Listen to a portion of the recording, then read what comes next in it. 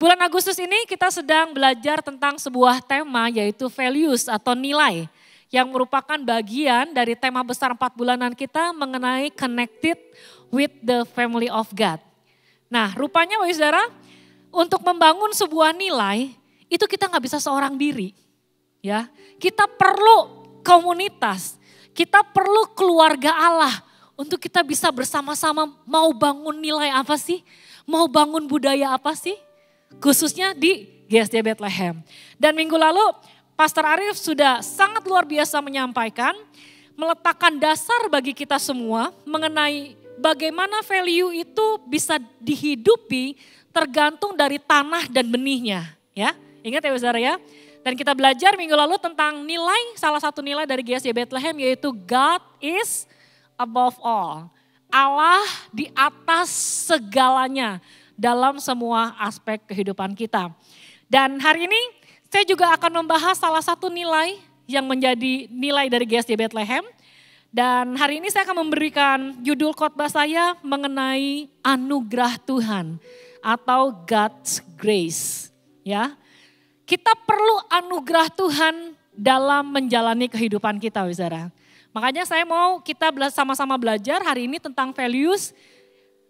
Life is a journey atau hidup adalah sebuah perjalanan. Katakan sama-sama dengan saya, life is a journey.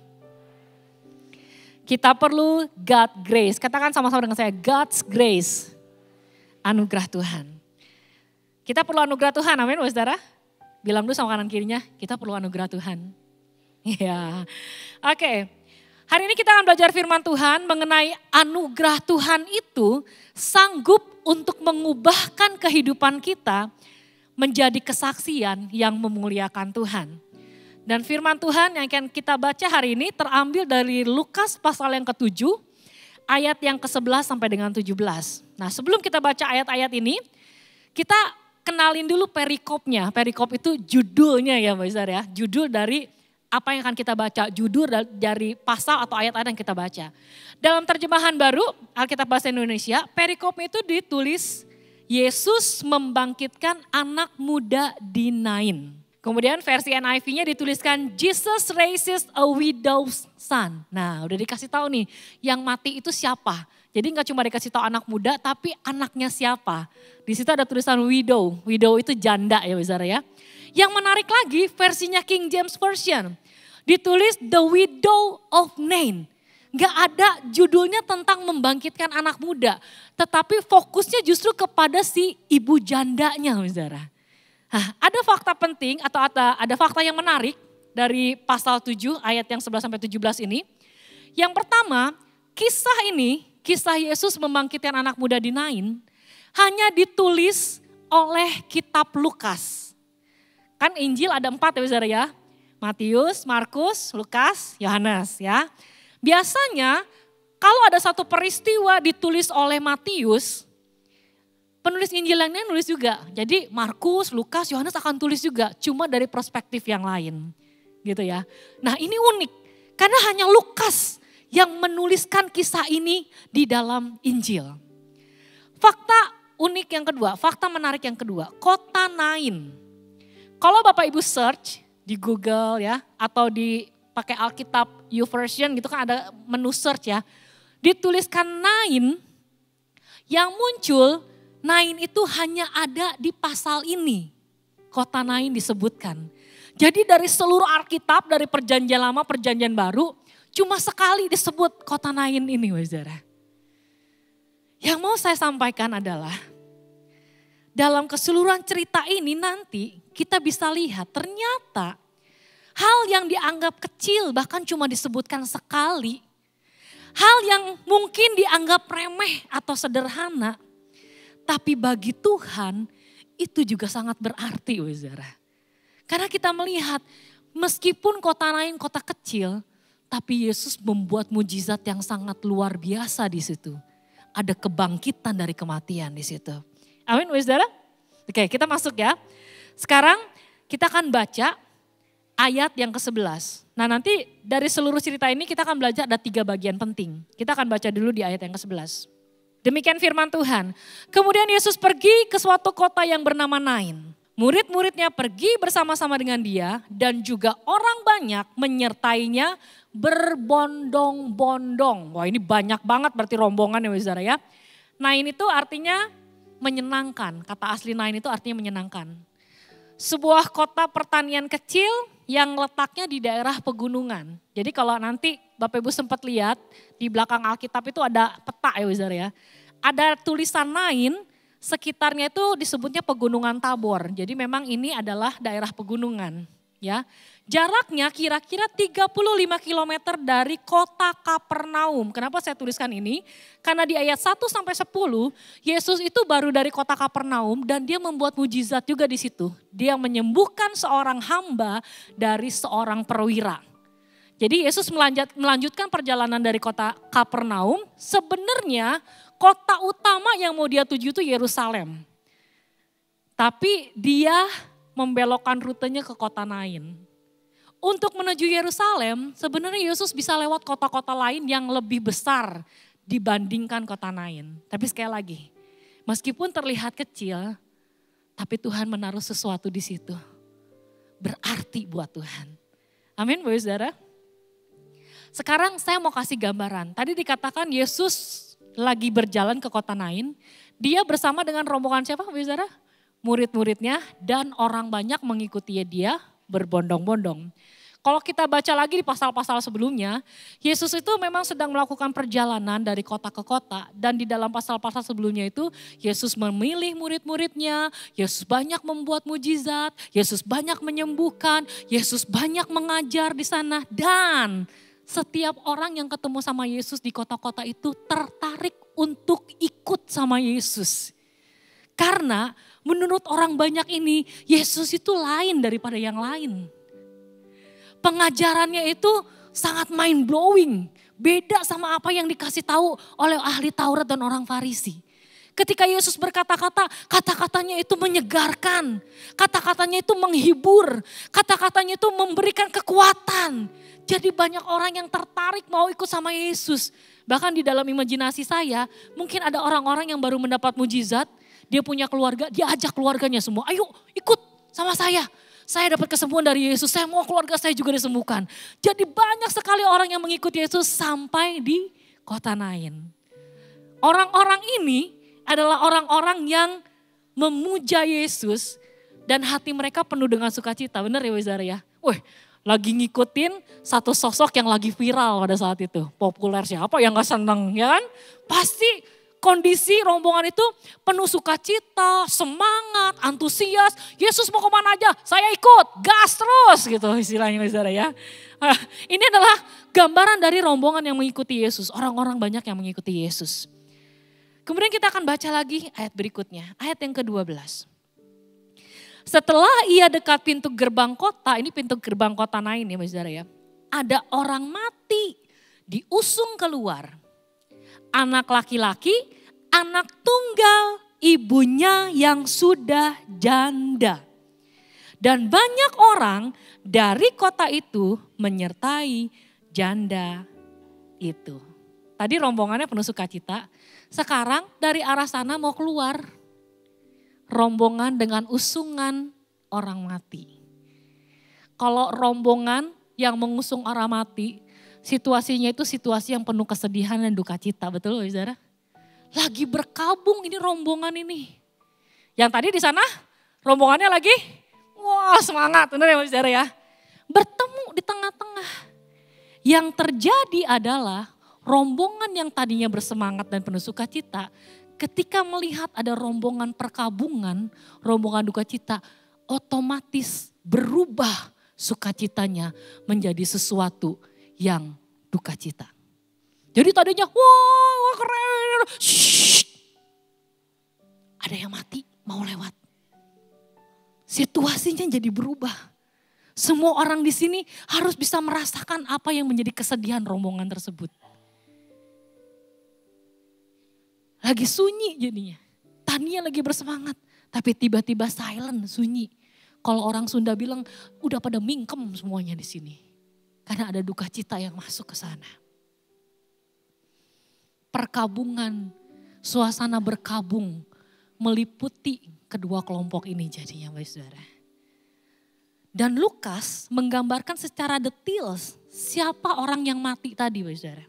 Tadi dikatakan dia anak laki-laki, anak tunggal, dan dikasih tahu ibunya sudah janda. Pada zaman itu Bapak Saudara, janda itu punya konotasi yang negatif. Dalam masyarakat pada saat itu, kalau seseorang wanita dikatakan janda, berarti suaminya sudah meninggal, dia dianggap kena kutuk, Bapak Saudara. Karena suaminya udah meninggal. Wah, dianggap kena kutuk nih, karena suaminya meninggal. Ditambah lagi sekarang, anak laki-lakinya satu-satunya juga mati, Bapak Saudara. Jadi benar-benar situasi yang sangat-sangat mengenaskan kalau boleh saya bilang, Bapak Saudara. Dan dari apa yang ditulis Lukas, kita bisa lihat ini bagian penting yang pertama. Tentang kondisi janda di Nain. Janda di Nain punya kondisi pahit di masa lalunya. Nanti saya akan jelaskan sedikit kenapa saya pakai kata pahit untuk masa lalu janda ini. Karena tadi saya bilang ya, dia sudah ditinggal mati oleh suaminya. Dan dianggap kena kutuk sama masyarakat pada saat itu. Masa sekarang yang dia alami, dia punya kesedihan yang sangat mendalam. Punya penderitaan yang sangat mendalam. Karena satu-satunya harapan dia, satu-satunya masa depan dia yaitu anak laki-lakinya mati. Dan dengan kondisi ini, janda ini cuma bisa lihat masa depannya suram. Karena gak ada pengharapan apa-apa lagi. Satu-satunya pengharapan dia itu udah mati. Karena dia berharap sama anak tunggalnya. Ini yang digambarkan oleh seorang yang bernama Naomi, Bapak Saudara. Ingat ya, Naomi itu ibu mertuanya Rut. Jadi nanti Bapak Saudara bisa lihat, bisa baca kisahnya di kitab Rut. Dan saya akan cuplik di ayat 20 dan 21. Rut pasal yang pertama, ayat 20 dan 21. Ini Naomi yang bilang, tetapi ia berkata kepada mereka, janganlah sebutkan aku Naomi. Sebutkanlah aku Mara. Mara itu artinya pahit, Saudara. Sebab yang Maha Kuasa telah melakukan banyak yang pahit kepadaku. Dengan tangan yang penuh aku pergi, tetapi dengan tangan yang kosong Tuhan memulangkan aku. Mengapakah kamu menyebutkan aku Naomi? Karena Tuhan telah naik saksi menentang aku. Dan yang Maha Kuasa telah mendatangkan malapetaka kepadaku. Jadi Naomi bilang, jangan panggil saya lagi Naomi. Naomi itu artinya manis sebenarnya, saudara. Tapi panggil saya Mara. Karena dia mengalami sesuatu yang pahit. Kita tahu Naomi ditinggal mati oleh suaminya. Dia juga ditinggal mati oleh 2 orang anak laki-lakinya. Jadi kondisi janda Dina ini seperti apa yang dialami Naomi. Makanya saya bilang masa lalu dari janda ini penuh dengan kepahitan, saudara. Kalau kita renungkan lebih dalam, bukankah kondisi ini relate sama keadaan kita saat ini, saudara? Ya mungkin gak semua ya, tapi mungkin ada di antara Bapak Ibu Saudara yang saat ini sedang merasa kok hidup saya seperti ini ya. Aduh, hidup saya udah rusak, hancur, sakit, kecewa, gagal, dan sebagainya. Sepertinya saya gak bisa lihat sesuatu masa depan yang baik buat kehidupan saya. Saya gak bisa salahin saudara-saudara juga. Karena memang kita semua rusak dan kita semua hancur karena dosa, saudara. Dan kehancuran kita itu akibat dari dosa dan kita hidup di dalam dunia yang memang sudah rusak karena dosa. We are all broken because we live in a broken world. Kalau Bapak Ibu Saudara lihat gambarnya, ada lensa kamera tapi lensa kameranya retak, pecah ya Bapak Saudara ya. Bayangkan pemandangan seindah sebagus apapun, kalau difoto dengan kamera ini, pemandangannya tetap aja jadi retak, jadi hancur. Benar ya Bapak Saudara ya? Itu kondisi dunia sekarang ini dan itu berpengaruh kepada kehidupan kita sebagai manusia. Semua kepahitan, kekecewaan, kesedihan, kehancuran, kemarahan, penderitaan, pengkhianatan yang kita alami. Semua keadaan-keadaan tersebut itu bisa menghancurkan cara pandang kita tentang siapa Tuhan. Kita akan bertanya-tanya sama Tuhan, Tuhan kenapa ini terjadi? Mungkin kita akan menganggap kok Tuhan jahat sih sama saya. Karena keadaan-keadaan tersebut merusak pandangan kita tentang siapa Tuhan dalam hidup kita. Our broken situation can break our perspective of God. Ada gambar kacamata retak juga di situ saudara ya. Bayangin kalau saya pakai kacamata retak itu. Saya lihat secantik apapun kalau saya pakai kacamata retak itu, tetap aja cantiknya retak di mata saya. Seganteng apapun Jeremy, kalau saya pakai kacamata itu tetap aja gantengnya Jeremy retak di mata saya. Betul ya saudara ya? Karena memang keadaan yang menyakitkan itu menghancurkan pandangan kita, terutama kepada siapa Tuhan. Tapi hari ini firman Tuhan itu kabar baik buat kita semua. Amin saudara? Kasih tahu dulu sama kanan kirinya, firman Tuhan itu kabar baik buat kamu. Haleluya. Dan inilah kabar baiknya Bapak Ibu Saudara. Kita baca ayat yang ke-13. Dan ketika Tuhan melihat, katakan sama-sama dengan saya, Tuhan melihat. Janda itu tergeraklah hatinya oleh belas kasihan, lalu ia berkata kepadanya, jangan menangis. Kita masuk ke bagian penting yang kedua. Apa yang menjadi respon dan tindakan Yesus? Yang pertama ayat tadi bilang Tuhan melihat. Kata aslinya yang digunakan adalah horao. Horao itu artinya melihat dengan pikiran, melihat secara spiritual, memahami dengan persepsi spiritual yang mendalam. Jadi enggak cuma istilahnya ngelirik doang loh saudara. Enggak cuma melihat secara sepintas tapi melihat secara dalam. Kalau kita lihat di sini, Tuhan, Yesus melihat janda itu di antara ratusan orang rombongan yang mengikuti Yesus, betul? Di situ kan ada banyak ratusan orang yang ada di situ. Tapi Yesus dengan spesifik bisa melihat ke arah janda itu. Sama Bapak Saudara, Yesus juga melihat kita pribadi masing-masing pribadi. Dari sekian ratus, mungkin di sini ada sekitar 1.000 orang, tapi Tuhan melihat kita satu persatu. Bapak Ibu Saudara yang duduk paling belakang, paling pojok, yang di atas di balkon paling pojok, Tuhan lihat Bapak Ibu Saudara di sana. Bahkan secara spesifik Dia tahu apa yang kita perlukan, Dia tahu apa yang kita butuhkan. Tuhan melihat seperti itu. Bukankah ini kabar baik buat kita semua Bapak Ibu Saudara? Dengan segala kehancuran yang dialami, tapi Tuhan melihat. Dan gak berhenti sampai Tuhan melihat. Yang berikutnya dikatakan, Dia tergerak oleh belas kasihan, compassion. Kata asli yang dipakai adalah splanchnizoomai, yang artinya merasakan kasih yang mendalam dengan belas kasihan terhadap seseorang. Jadi Yesus bisa ngerasain apa yang janda dinain ini rasakan, Bapak Saudara. Kalau kita lihat orang yang terluka ya, kadang-kadang kita jadi suka ikutan ngilu ya, bener gak sih Bapak Saudara? Ada yang luka, ada yang jatuh, terus ada darahnya gitu loh, langsung hati kita tuh kayak, ikutan gimana gitu rasanya ya. Nah, itu yang dikatakan compassion di sini. Yesus tergerak karena hatinya bisa merasakan apa yang menjadi penderitaan dari janda nain ini yang diakibatkan oleh dosa, Bapak Saudara. Yesus bisa merasakannya. Dan karena belas kasihannya itu, kemudian Yesus menghibur janda ini. Dia menghiburnya dengan hanya 2 kata sederhana. Tapi ini kata-kata yang memberikan kekuatan dan penghiburan. Dikatakan cuma apa?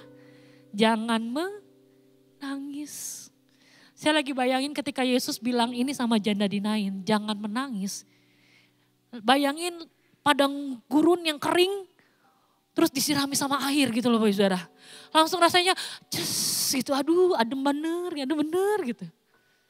Jangan menangis. Nah, saya mau kasih pelajaran penting nih Bapak Saudara. Di ayat yang ini ya, yang bagaimana Yesus menghibur. Ini kan keadaan berduka ya Bapak Saudara. Ini saya mau kasih saran aja Bapak Ibu Saudara. Ketika nanti Bapak Ibu Saudara kalau berkunjung ke rumah duka ya. Kita kan akan memberikan kekuatan kepada orang yang ditinggalkan, betul ya Bu Saudara ya. Entah itu mungkin pasangan hidupnya, anak-anaknya atau siapapun gitu. Saran saya, yuk praktekin seperti yang Yesus lakukan. Menghibur dengan kata-kata yang benar-benar untuk penghiburan. Cukup katakan, saya turut bersuka cita, saya turut berbelasungkawa, Tuhan kuatkan, Tuhan hiburkan ya. Atau kalau misalnya lebih dalam lagi, kalau kamu perlu sesuatu, saya ada buat kamu. Cukup sampai di situ Bapak Saudara. Gak usah banyak ngomong. Apalagi ditanyain, itu teh kenapa bisa meninggal? Sakit? Emang itu teh dia gak pernah kontrol sakitnya? Minta penjelasan, minta kronologis. Halo Bapak Ibu Saudara, kalau kita lagi tahu orang lagi berduka, dia cuma butuh ketenangan. Jangan ditanya-tanyain segala macam dulu Bapak Ibu Saudara. Kalau Bapak Ibu Saudara cukup dekat dengan dia, peluk dia. Bilang, Tuhan ada sama-sama dengan kamu. Jangan takut, cukup. Dan kadang kan kita kalau ke rumah duka juga cuma sekedar formalitas ya Saudara ya. Di sini nggak ada. Formalitas, ini mamanya meninggal, kita ke rumah duka kapan ya? Udah nanti aja pas malam kembang. Lah kenapa harus nungguin malam kembang? Enak bisa makan bubur. Kalau sekarang ditambah ada bosokan gitu katanya. Bapak Ibu Saudara, mari kita belajar yang sama-sama ya. Kita bisa punya belas kasihan sama seperti Yesus bisa ngerasain kesedihan orang. Nggak perlu Bapak Ibu Saudara tanya kronologis kematiannya seperti apa, gara-gara apa, kok bisa, nggak usah. Izinkan orang yang berduka ini untuk punya waktu take time for grief. Pakai waktunya untuk memang berduka. Karena kalau masa itu sudah berlalu, orang itu pun akan cerita kok. Gitu. Dia akan cerita ya. Ini saran saya aja Bapak Saudara ya. Jadi nanti kalau ke rumah duka jangan cuma nyari buburnya Bapak Saudara ya. Tapi kasih kata-kata yang menguatkan. Amin. Amin. Kita lanjut lagi Bapak Saudara ya. Ayat yang ke-14. Kemudian Yesus sambil menghampiri usungan itu, ia menyentuhnya. Dan sedang para pengusung berhenti, ia berkata, "Hai anak muda, aku berkata kepadamu, bangkitlah." Berikutnya setelah Yesus menghibur ibu janda ini, Yesus membuat mujizat. Amin. Yesus adalah sang pembuat mujizat. Sebelum saya lanjutkan, saya mau kita nyanyi satu lagu. Judulnya Pembuat Mujizat, Saudara. Ya, yang bisa nyanyi lagunya, nyanyikan. Yang belum bisa kita belajar sama-sama. Amin. Nanti dibantu ada teksnya ya. Di dalam kelemahanku, sempurna kuasa-Mu. Hebatnya tantanganku, lebih hebat Tuhanku. Ku berserah kepadamu yang membelah laut, yang teduhkan badai, yang mustahil pun terjadi karena kuasa-Mu yang pegang hidupku, yang buka jalan bagiku. Kau pembuat mujizat sejati. Nyanyi sama-sama yang membelah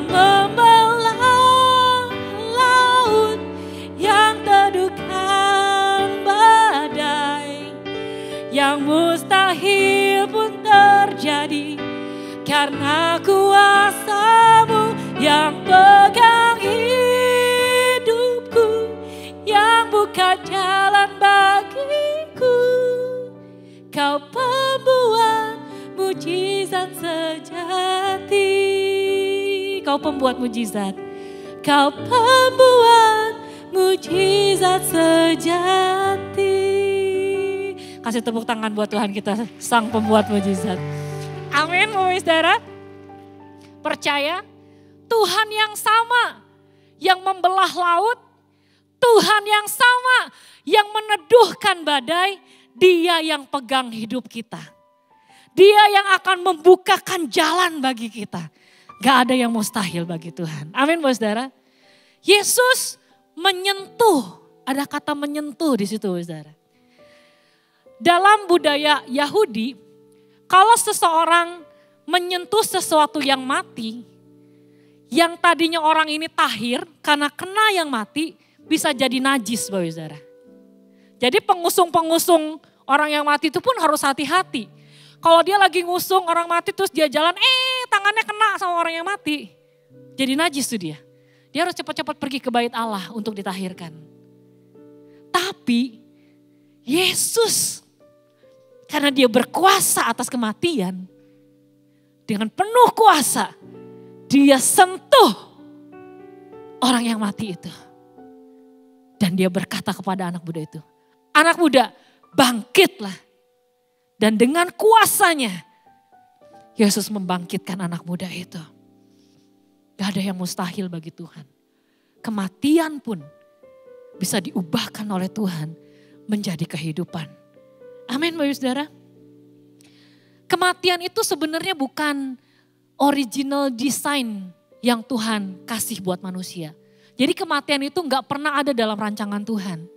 Kematian terjadi akibat dari dosa. Makanya Yesus harus datang ke dunia ini mengalahkan kematian. Dan dia bangkit, menang atas kematian itu. Karena gak ada seorang pun yang bisa mengalahkan kematian. Kecuali Tuhan Yesus sendiri, saudara. Kematian adalah akibat dari dosa. Roma pasal yang kelima ayat yang ke-12. Sebab sama seperti dosa telah masuk ke dalam dunia oleh satu orang. Dan oleh dosa itu juga maut, kematian. Demikianlah kematian itu telah menjalar kepada semua orang. Karena semua orang telah berbuat dosa. Jadi Tuhan gak pernah rancangan kematian ya saudara ya. Kematian itu akibat dari dosa. Ada dua hal yang di dalam dunia ini yang paling ditakutin sama manusia. Yang pertama kematian. Dan yang kedua itu penderitaan. Tapi dua-duanya ini kematian dan penderitaan itu sudah dikalahkan sama Yesus. Dia sudah selesaikan semuanya di atas kayu salib. Kemenangan ada di pihak kita. Karena kita menyembah Yesus yang mati, tapi dia juga bangkit atas kematian. Berikan tepuk tangan buat Tuhan kita yang luar biasa. Thank you Jesus. Terima kasih Tuhan. Terima kasih. Yang berikutnya Bapak Saudara. Ayat yang ke-15. Maka bangunlah orang muda itu. Jadi hidup ya Bapak Saudara ya. Dan duduk dan mulai berkata-kata. Dia melakukan apa yang layaknya manusia hidup lakukan. Dan kemudian Yesus menyerahkannya kepada ibunya. Nah hal yang selanjutnya yang Yesus lakukan adalah dia menyerahkan anak yang sudah hidup ini kembali kepada ibunya. Di poin ini Yesus sedang menyatakan anugerahnya yang sangat besar kepada ibu ini. Dengan cara mengembalikan apa yang sudah mati kepada kehidupan. Dan apa yang sudah hancur kepada kemuliaan. Wow. Yesus sedang bilang gini, ibu saya pulihkan keadaanmu. Apa yang engkau sudah agak hancur, aku pulihkan. Dan akan ada kemuliaan di balik apa yang kau alami. Luar biasa Bapak Ibu Saudara. Ada sebuah seni di Jepang yang namanya kintsugi. Nah kalau Bapak Ibu Saudara ingat, beberapa waktu yang lalu Pastor Caleb Nathaniel sudah pernah sampaikan tentang kintsugi ini ya. Nah saya akan sedikit bahas. Jadi kintsugi ini adalah seni Jepang kuno untuk memperbaiki keramik yang pecah dengan merekatkan kembali pecahan-pecahannya menggunakan pernis khusus yang disebut urusi. Pernis ini dicampur dengan emas, perak atau platinum. Bukan hanya sekedar memperbaiki, tapi kintsugi juga menonjolkan bekas sambungannya dengan lapisan emas. Sehingga menjadikan bagian yang indah dan unik dari benda tersebut. Kalau kita lihat gambarnya, yang kanan bawah itu pecahan-pecahan gucinya ya, saudara keramiknya ya. Kemudian direkatkan dengan begitu rupa dengan menggunakan pernis khusus yang namanya urusi. Sehingga bentuknya menjadi seperti itu. Ada sambungan-sambungannya. Tapi jadi makin cantik, benar gak sih saudara? Jadi makin bagus. Saya mau kasih satu hal saudara. Tuhan kita itu, dia itu ahlinya untuk memperbaiki dan memulihkan. Amin. Dia ahli kasih sesuatu yang hancur sama dia. Kasih hidupmu yang hancur sama dia. Dia sanggup untuk memulihkan. Bahkan lebih lagi dia akan pakai hidupmu untuk kemuliaan nama Tuhan. Kalau kita lihat Gucci ini sebelum pecah, mungkin kita anggaplah harganya 10 juta saudara ya. Tapi begitu sudah kena kintsugi, harganya bisa jadi 10 kali lipat saudara. Lebih berharga. Ada yang beli enggak? Ada. Banyak saudara. Dan Tuhan lagi mau bicara bahwa sehancur apapun hidup kita, di tangan Tuhan yang Maha Kuasa, dia bisa mengubahkan itu. Sehingga kita akan menyaksikan kemuliaan Tuhan dalam setiap kehidupan kita. Haleluya, haleluya, haleluya. Masih mau lanjut Bapak Saudara? Masih ya, belum selesai, dikit lagi Bapak Saudara, sedikit lagi ya. Nah di dalam Alkitab itu ada 3 kisah yang dicatat, khususnya di kitab Injil. Ada 3 kisah di mana Yesus membangkitkan orang mati. Kisah yang pertama, Yesus membangkitkan anak Yairus. Waktu itu Pastor Tony sudah pernah sampaikan tentang hal ini ya, cerita ini. Kemudian yang kedua, yang paling terkenal, Yesus membangkitkan siapa? Lazarus. Dan yang ketiga, Yesus membangkitkan anak muda di Nain ini. Dari 3 kisah ini, mungkin Bapak Ibu Saudara berpikir, yang pertama anak Yairus. Yairus itu siapa sih? Yairus itu kepala rumah ibadat Bapak Ibu Saudara. Jadi kalau zaman sekarang Yairus itu seperti gembala sidang gitu Bapak Ibu Saudara ya. Jadi pastilah kalau gitu berarti pastilah Yesus mau membangkitkan anak Yairus kan, anaknya gembala sidang. Yang kedua Lazarus. Siapa sih Lazarus? Lazarus kan teman baiknya, bestinya Yesus. Pastilah karena kedekatan Yesus pasti mau ngebangkitin Lazarus ya. Tapi yang ketiga, anak muda di Nain ini bahkan namanya gak disebutin Bapak Saudara. Kita gak ada yang tahu nama anak muda ini siapa, bahkan nama ibunya pun gak tahu. Dia cuma dibilang anak muda dari kota kecil yang namanya Nain. Tapi Tuhan juga melakukan perkara yang dahsyat di sana. Perkara yang ajaib buat anak muda ini. Jadi Tuhan gak pernah pandang-pandang bulu kalau dia mau menyatakan kuasanya Bapak Saudara. Gak peduli jabatanmu, pimpinanmu, apa segala macam. Yang penting yang Tuhan lihat tuh bagaimana hatimu. Kitab Mazmur bilang hati yang hancur itu Tuhan pedulikan. Itu yang Tuhan lihat. Jadi Tuhan tidak pernah lihat status kita. Tuhan sayang sama kita semua tanpa membeda-bedakan Bapak Ibu Saudara. Amin. Ayat yang berikutnya, ayat yang ke-16. Semua orang itu ketakutan dan mereka memuliakan Allah sambil berkata, seorang nabi besar telah muncul di tengah-tengah kita dan Allah telah melawat umatnya. Maka tersiarlah kabar tentang Yesus di seluruh Yudea dan di seluruh daerah sekitarnya. Bagian penting yang ketiga adalah reaksi orang banyak. Kalau kita baca di ayat yang ke-16, ada 3 reaksi yang saya catat. Yang pertama, orang banyak itu ketakutan. Tapi ketakutannya bukan takut karena ada sesuatu yang menyeramkan ya Wisara ya. Tapi ketakutan di sini tuh ketakutan yang mengungkapkan rasa kagum sama apa yang sudah diperbuat oleh Yesus. Kemudian mereka memuliakan Allah. Ada pengakuan yang keluar dari mulut mereka tentang siapa Yesus. Dikatakan itu nabi besar telah datang. Dia menyatakan siapa Yesus yang berkuasa itu. Dan yang ketiga, tersiarlah kabar. Mereka bersaksi, menyaksikan apa yang mereka lihat di kota Nain. Kepada katanya seluruh Yudea. Yudea itu berkata, bicara tentang provinsi. Tadi Nain itu kota, tapi Yudea itu bicara tentang satu provinsi. Ya, jadi dari satu kota kecil mempengaruhi satu provinsi yang besar. Bahkan sampai seluruh daerah sekitarnya.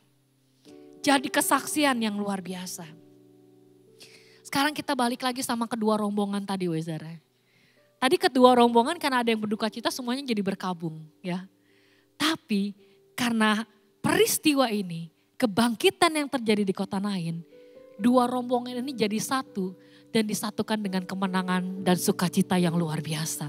Gak ada lagi perbedaan, oh ini rombongan Yesus, oh ini rombongan janda itu. Semua bersatu karena melihat hal yang luar biasa terjadi di kota itu. Dan semua diliputi dengan sukacita dan sorak-sorai.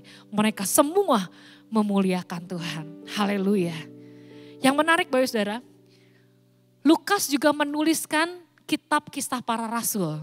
Betul ya Bapak Saudara ya? Jadi Lukas itu menuliskan juga kitab para rasul. Dan kisah para rasul 1 ayat yang ke-8, kalau kita bisa baca ayatnya, tetapi kamu akan menerima kuasa kalau Roh Kudus turun ke atas kamu dan kamu akan menjadi saksiku di Yerusalem dan di seluruh Yudea dan Samaria dan sampai ke ujung bumi. Ada satu provinsi yang disebutin sama Lukas. Apakah ini suatu kebetulan? Gak pernah ada yang kebetulan dalam Tuhan. Tapi Tuhan lagi pakai Lukas untuk menceritakan apa yang terjadi di kota Nain, kota kecil itu. Untuk bisa membawa kesaksian. Dia berkata kita bisa jadi saksi dimanapun kita berada. Ketika Roh Kudus turun di atas kita. Apapun yang pernah Bapak Ibu Saudara alami bersama dengan Tuhan. Itu kesaksian yang bisa kita ceritakan kepada semua orang. Bahkan sampai ke ujung bumi Bapak Saudara. Jangan berhenti untuk menceritakan apa yang sudah Tuhan kerjakan dalam kehidupan kita.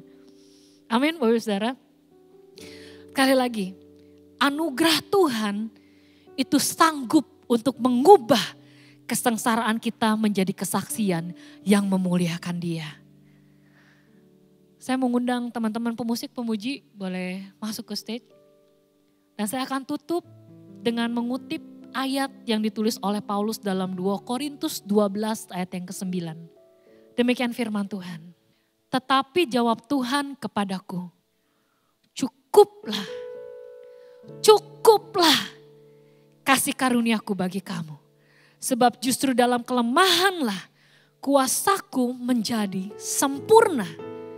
Sebab itu terlebih suka aku bermegah atas kelemahanku, supaya kuasa Kristus turun menaungi aku. Kalau kita kembali kepada apa yang kita pelajari values tentang life is a journey Bapak Saudara. Kita perlu God's grace, anugerah Tuhan dalam sepanjang perjalanan hidup kita.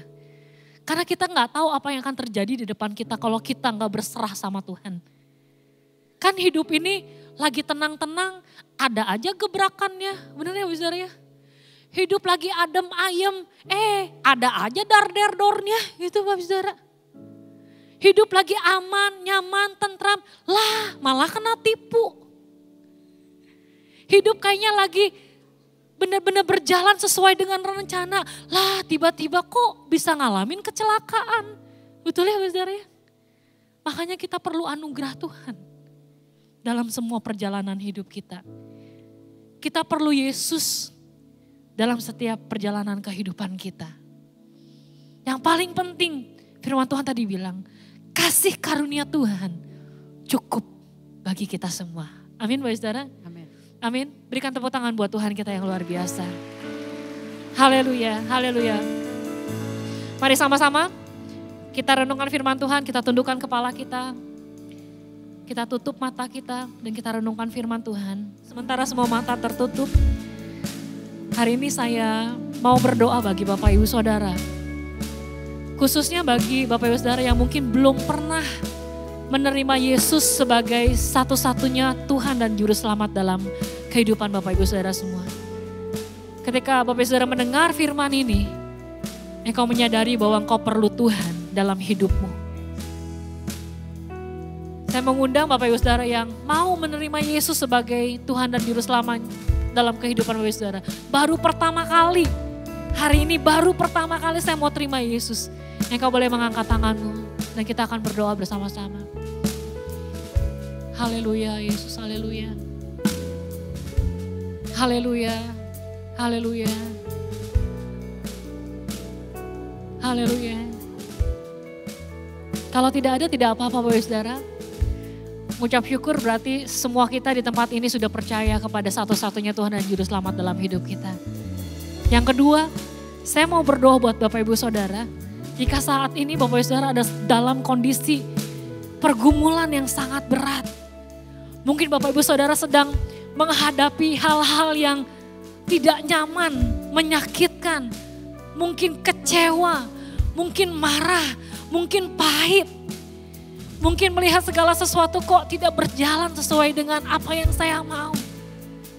Mungkin ada dalam situasi yang, ya saya lagi broken, saya lagi hancur. Mungkin tidak terlihat secara fisik, tetapi mental saya mungkin saat ini terganggu. Saya stres, saya depresi. Dan saat ini ketika saya mendengar firman ini, saya tahu bahwa saya harus datang kepada Yesus. Sebab Yesus adalah ahlinya untuk melakukan pemulihan. Dia bisa memperbaiki saya. Dia bisa memulihkan, menyembuhkan kehidupan saya. Mari angkat tanganmu dan kita akan berdoa. Haleluya. Haleluya. Terima kasih buat tangan-tangan yang diangkat. Terima kasih buat respon Bapak Ibu Saudara semua. Terima kasih Tuhan. Tuhan, Engkau lihat setiap tangan-tangan yang terangkat saat ini. Yang mereka butuh pertolongan dari Tuhan. Tuhan, curahkan anugerah-Mu buat kehidupan mereka. Kami berdoa di dalam nama Tuhan Yesus. Meminta dengan sepakat kepada Tuhan yang Maha Kuasa. Nyatakan kuasa-Mu Tuhan. Nyatakan mujizat-Mu. Nyatakan pemulihan-Mu. Nyatakan kesembuhan-Mu. Terlebih lagi nyatakan pribadi-Mu buat setiap orang ini di dalam nama Tuhan Yesus. Terjadi kemenangan. Terjadi kesembuhan di dalam nama Tuhan Yesus.